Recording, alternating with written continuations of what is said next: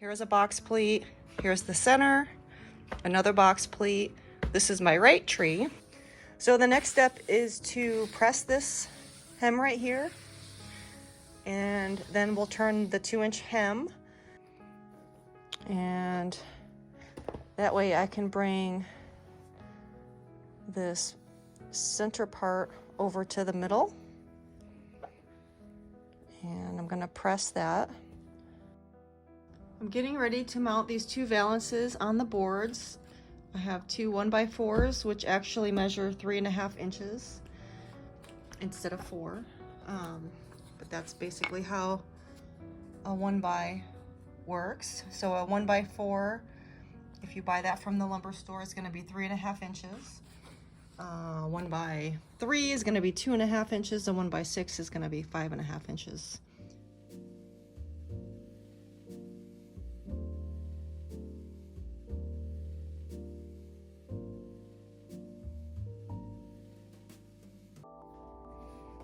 Okay, so now that one's ready. And I have a workroom valet right here, and I'm gonna clamp the board up here, and I think I'll work on the floor with this. It's kind of tall unless I can lower this. So I'll get this all ready to go, and then I'll show you how I connect the valance to the board and finish it. So here I have number 1 of 2 of these valances mounted onto the board with the welt on the top and the board closed up above that. So we have the valance clamped to this little workroom valet, it's called. And here's the back. It's clamped down so I can work on it and still have both of my hands available. You can see the back with all the box pleats nicely pressed into place. And I use a tag gun to temporarily hold all the pleats into place. These are pretty invisible, so they can actually be left to hold it in place forever. But if the designer or the client would like to clip them and then have these just hang freely after installation, that's okay too. But this helps keep everything nice and neat while it's being transported to the installation. And you can see that the whole thing is finished on all sides. And I have the second one to mount, so I'm going to show you exactly how I did that. But I wanted you to see the finished one first and get a good idea of what the finished product looks like before I start the next one. So I'm going to take this one off, and these are the clamps that I'm using to hold it to the valet. And there's the top all finished, and here's the back again. Super pretty. Okay, so I'm just going to set that one aside, and then here's the board that's covered with the lining for the next one, and this part stays loose. I'm going to just leave it kind of to the side. I'm gonna wrap it to the top, but then I'm gonna try to keep it out of my way up here like that. And you want to use 2 clamps for sure, because it'll move around too much if you just use 1. And this black tripod is basically like a speaker stand, but we call it a workroom valet because it helps us mount valances. Okay, so now the board is clamped down, and I can take the loose valance that I have on my table here.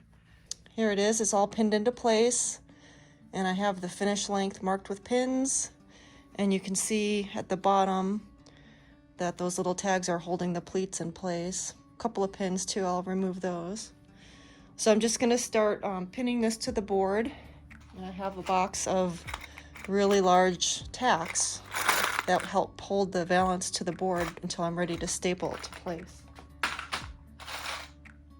These are really helpful. It's a really long push pin, and it's easy to push these into the 1x4. So I'll start on one end and just work my way over. first couple tacks are gonna have to be shifted. It takes a couple of pins just to get it tacked up there, and then I can make adjustments. But I have pins marked at the finished length, so I know where to put it. And of course I'll measure everything before I do any stapling. And then the corners get pretty tricky because there's a lot of layers there. So I'm gonna cut out a lot of the bulk. Okay, now that it's kind of mounted in place, I'm going to start measuring the finished length to make sure we're even all the way across and on the returns also. And then I can start making adjustments before I do any stapling. So the corner is the trickiest part because of all these layers and the seams between the contrast box pleat and the face. There's a lot of seams in there and it's all serged, so that's pretty thick right there. So first I'm going to cut some of this away.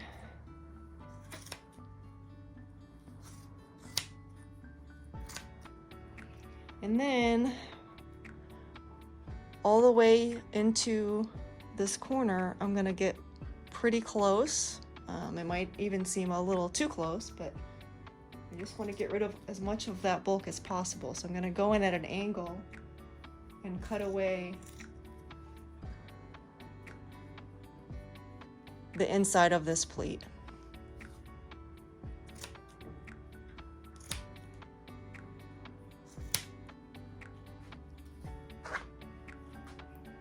And I'm going to shift everything over a little bit because it was a little bit loose. And then I'm going to do a little tuck and fold underneath there. Right there. Now it's all tucked away. But before I staple it, I'm going to do a couple of measures. So my finished length is 14, and I want to make sure that that's what this measures.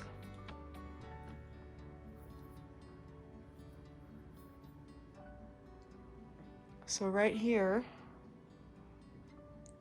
I'm right at 14. So I'm going to staple that. So I put a staple underneath here first, and then one right here to hold that.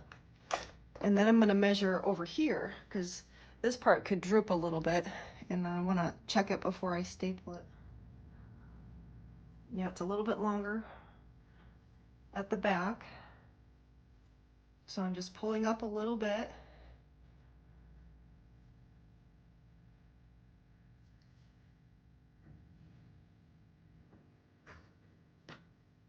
There we go. Now we're right on the money.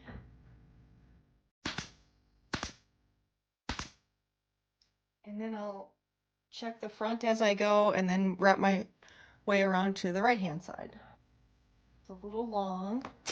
Well, now I can take out this pin, and I'm going to trim a little bit more of this return away.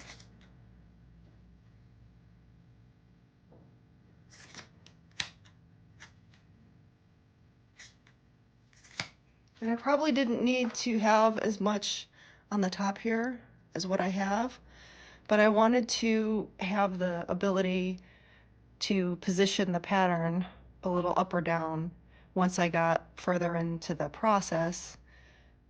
I realized I didn't need this much, but I wanted to have that ability because as I was laying this out, it was hard to be sure if I was going to be happy with the positioning of each section.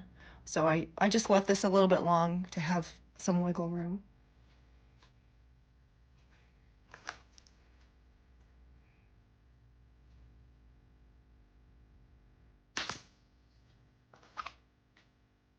Okay, so now that this part is stapled down, when I staple this part to the top, it's not so bulky. It's laying over top of those previous layers which have been trimmed out.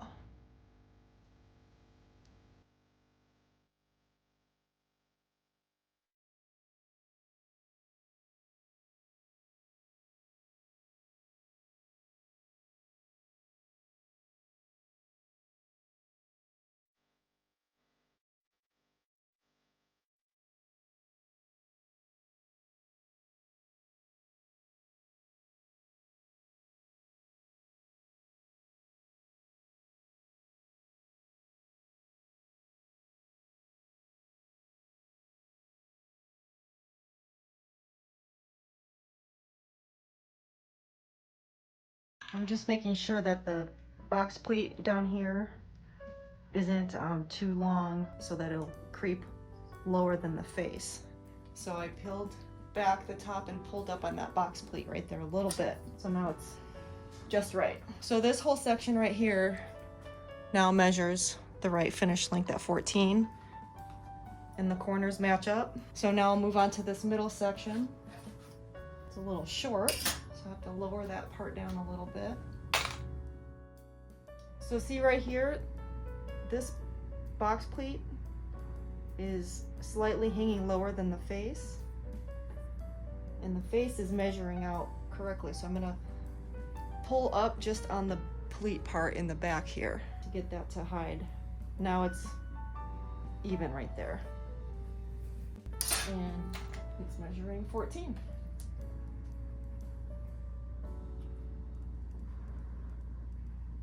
Okay, now the middle.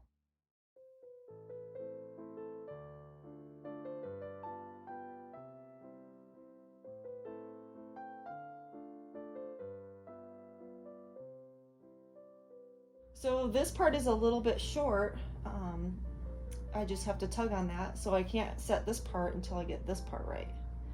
So I'm gonna get the right side of the center section set, then I can go back to the middle. It's looking good. Now this side.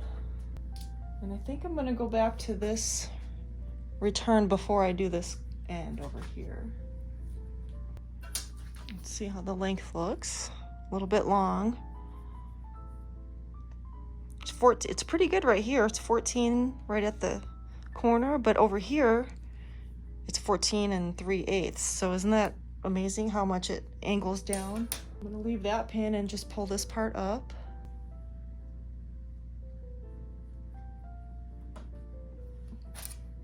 And then see how that measures. That's pretty close. Let's just trim some of this away and check this length right here. It's a little low.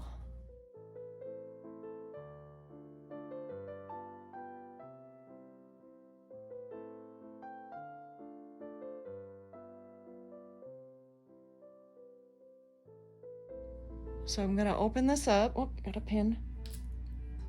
And I'm gonna trim out this middle section.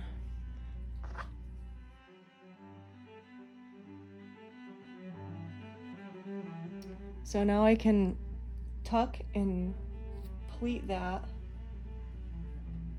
so it's laying flatter on that corner right there. You see that? And I'm gonna staple that down. And so now when I staple the return, there's not so much underneath it, causing all that bulk. But I'm gonna check my length again. Okay, that's good. And that's good. And then before I staple it, I'm gonna check it again.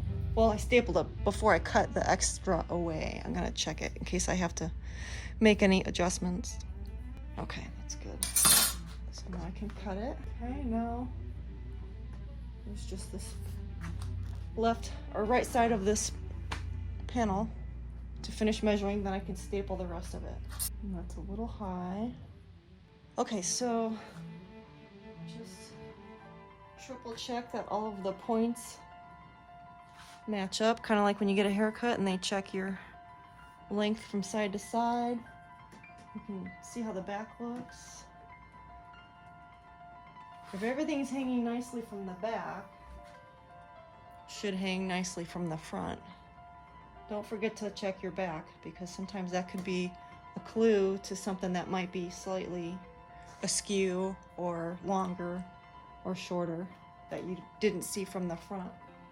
Okay, so I'm gonna staple this into place.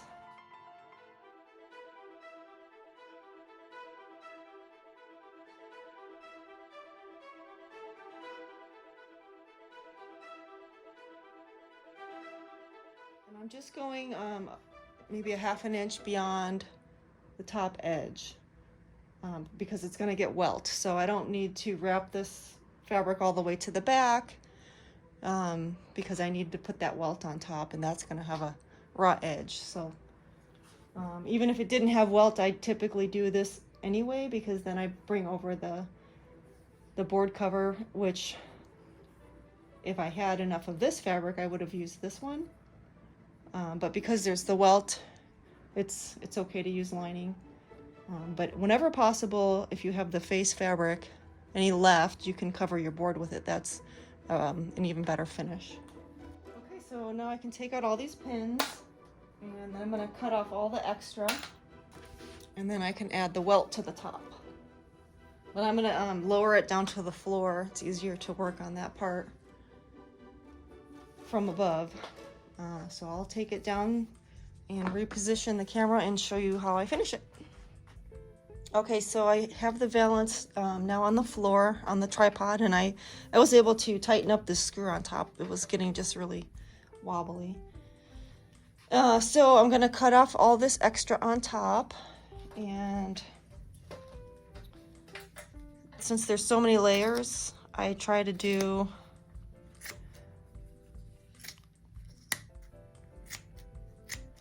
the top layer first and then the box pleats after that. And you want to make sure all your pins are removed so you don't hit any of those and dull your scissor. So I'm going to work from the other side now. So see, when I get to that pleat, it helps to just do that top layer and then do the pleat, and then do this top layer and then that back pleat. So I typically don't finish any of the tops of my valances. I leave them raw because typically they get mounted to a board and then stapled and covered up. And I don't like to sew any of those layers together, because otherwise, if I were to stitch all these pleats together, then I wouldn't be able to make those adjustments and get the length just right in every single spot.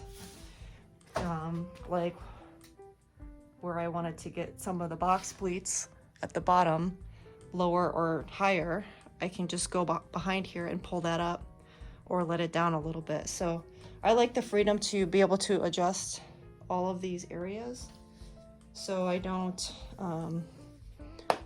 that's why I don't sew any of it together. So yeah, next step is the welt. And this is just a 1/4 inch welt, and it's not even cut on the bias because there wasn't enough fabric for that. But when it's a straight valance, it looks really nice. If this was a shaped cornice, this would definitely be on the bias. So make sure you have enough to wrap around your returns. And then I like to just start in a corner and try not to get in front of this. And you want to make sure that the welt is hanging over the edge of the board enough so that you see it, but not too much. And this corner is still a little bit bulky, so might have to, there we go. And then I also like to cut out some of the lip of the welt in the corner, so I can turn that corner and not have as much fabric there.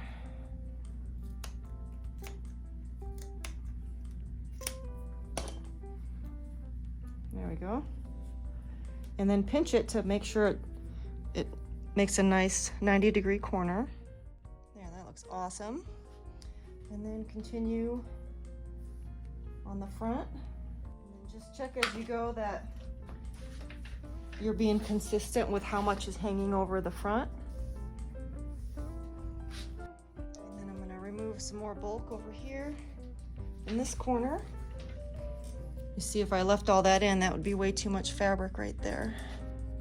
So find out where your corner is, pinch it so it's nice and square, and then that's the part right there that you can remove.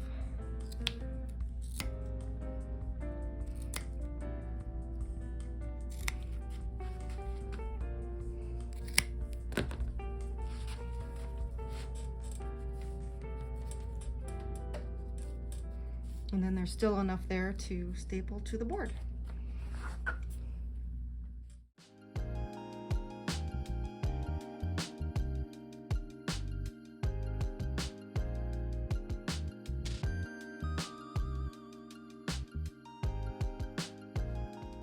Okay, I just threw in a bunch of staples right there to get it all secure. And now I can finish off this corner right here in the back. So I'm going to cut off all this extra. And then I like to cut away the lip up until I get to the board. And then I'm going to open up the welt and then cut it away at the board line. Careful not to cut the fabric.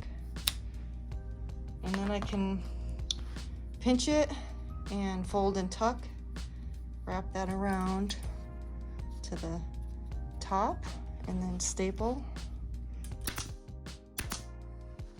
And then that gives it a nice finished edge on the back that will butt up to the wall. And then from the side, it's finished nicely. So there's the corner and the back.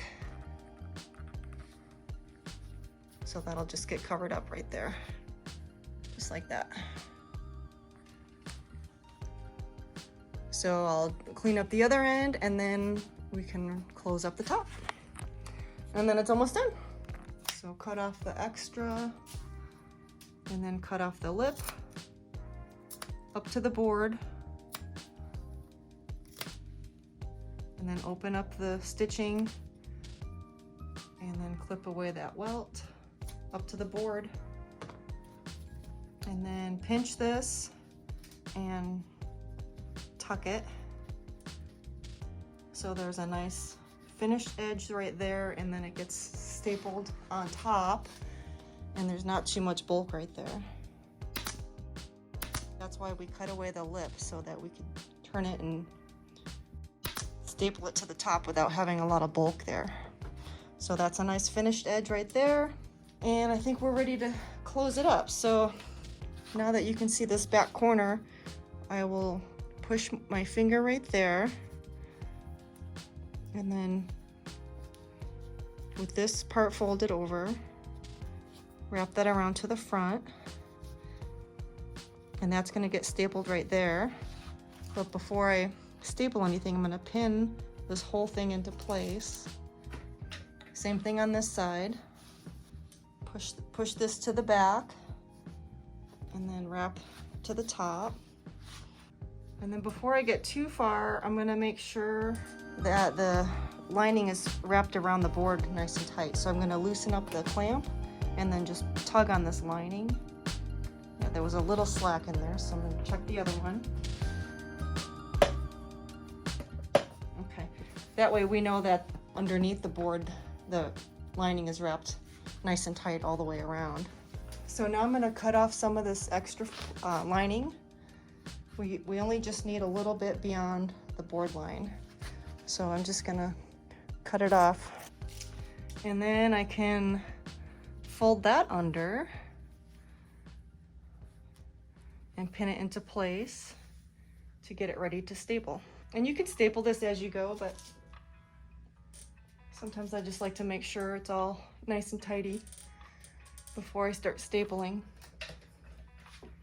If I get too far ahead of myself, sometimes I have to go back and undo some staples just to make sure this part lays nice and flat, because sometimes I get to pulling too tight left or right,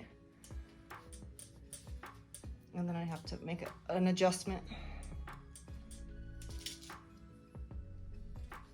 And even though this is the top, it's just the lining, I still like it to look nice and neat. So see, now that top corner is all covered up and all of these staples from before are getting covered up. You'll still see the staples that I'm going to use to cover this, but it will be nice and orderly. If I knew this was going to be visible from maybe a second floor, then I would use a prettier fabric and maybe go backwards with this and cover up the staples with tack strip or something to make it finished nicely from a second story. I don't always know the answer to that, and usually the designers that work with me know that they need to tell me that if that's something very important.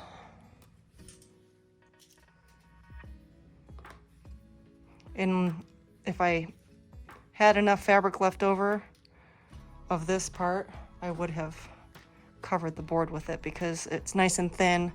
I wouldn't really want to use this fabric, the solid part, because it's really thick. And so it would just be another really thick layer to handle. Okay, so now it's all covered up. I'm just gonna shoot the staples in and then it'll be done.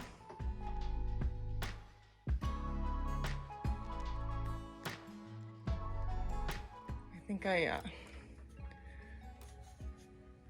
pinch this against the clamp down there, so I'm gonna put a little steam on that part before I wrap it up, and then it will be ready to go. Let's look at the back. Looks good. Okay, so before I wrap it up, I just gave it a little bit of a steam right there in that one section that I mentioned, and that looks better. And then I also gave it a little bit of steam over the welt where the box pleats are, because that part is a little bit bulky. And so just by steaming that down a little bit, it makes the welt on the whole thing a lot more even, and also on the corners. So the corners now look a little bit flatter than they were. They were kind of flipping up a little bit. So that looks super straight now. Yeah, that's beautiful. I'm really happy. Hi there, so I'm so excited these little cute valances are all done, and this is number 2. This is actually, not number 2, it's number 1. It's the first valance I finished, and I'm gonna go ahead now and steam the welt at the box pleat to flatten that out a little bit, and then at the corner.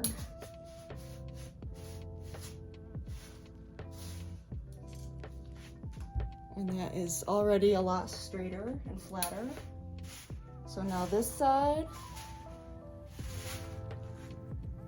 and then this corner.